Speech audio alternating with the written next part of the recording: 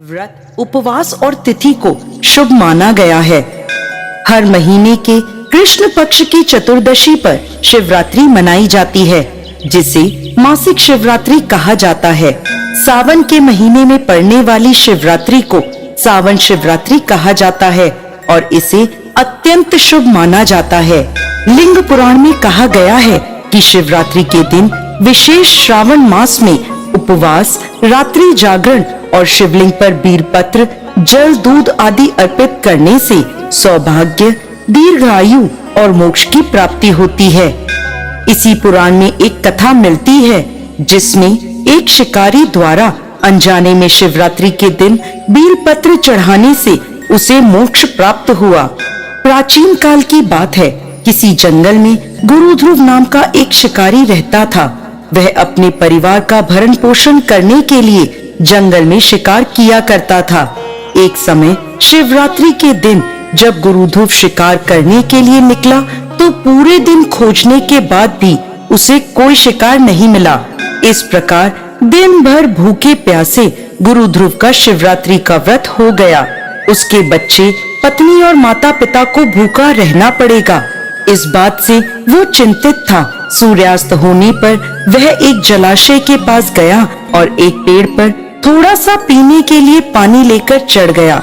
उसे पूरी उम्मीद थी कि कोई न कोई जानवर उसकी प्यास बुझाने के लिए वहां जरूर आएगा। वह पेड़ बीलपत्र का था और उस पेड़ के नीचे सूखे बीलपत्रों से ढका हुआ एक शिवलिंग भी था जो दिखाई नहीं दे रहा था। रात का पहला पहर बीतने से पहले जलाशय पर एक हिरनी पानी पीने के लिए आई। उसे देखते ही गुरु ध्रुव ने धनुष पर बाण साधा।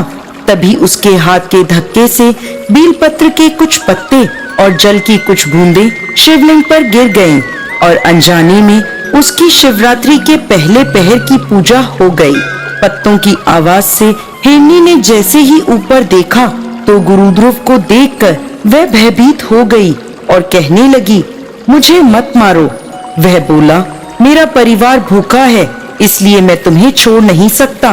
वो फिर बोली, मेरे छोटे छोटे बच्चे हैं और मेरे वापस लौटने का इंतजार कर रहे हैं। मैं उन्हें अपने पति को सौंपकर वापस आती हूँ। उसके बाद तुम मुझे मार देना। मैं झूठ नहीं बोल रही, तुम मुझ पर विश्वास करो।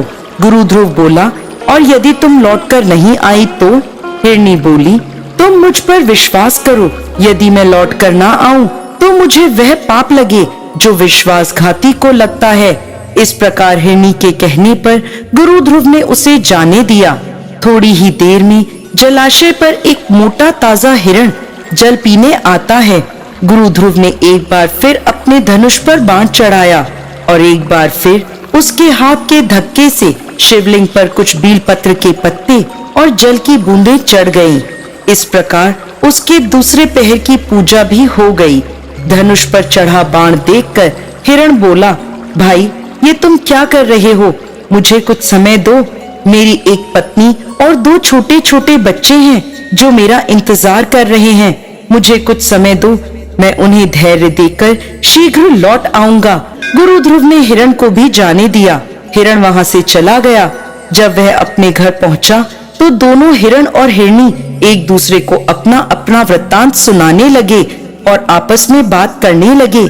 हमें जल्दी ही शिकारी के पास वापस लौटना होगा। तब हिरनी बोली, मैं शिकारी के पास जाऊंगी और आप मेरे बच्चों का ख्याल रखना। यह सुनकर हिरण बोला, माँ के बिना बच्चों का कोई नहीं है, मैं शिकारी के पास जाऊंगा। हिरनी आगे बोली, पति के बिना पत्नी का क्या जीवन? आपकी मृत्यु के बाद मैं कैसे जीवित रह पाऊंगी? मैं अवश्य जाऊंगी। अब वह दोनों ही अपने बच्चों को समझा बुझा कर वहां से चल पड़े।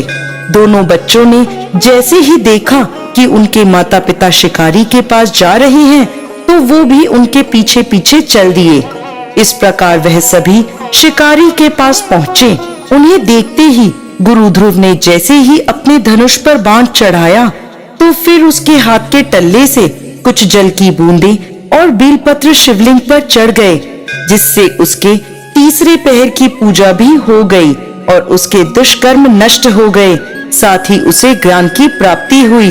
हिरण बोला, हम सभी उपस्थित हैं, आप हमारा वध कर अपने परिवार की भूख मिटा लो। तब भोलेनाथ की कृपा से प्राप्त ज्ञान के द्वारा गुरु ध्रुव बोला, तुम सभी धन्य हो, तुम्हारा जीवन सफल है।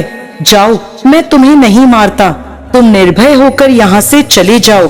तभी भोलेनाथ वहाँ प्रकट हुए और बोले, गुरु ध्रुव, मैं तुमसे बहुत प्रसन्न हूँ।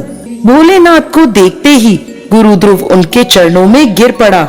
भोलेनाथ ने उसे सुख समृद्धि का वरदान दिया और गुरु नाम प्रदान किया।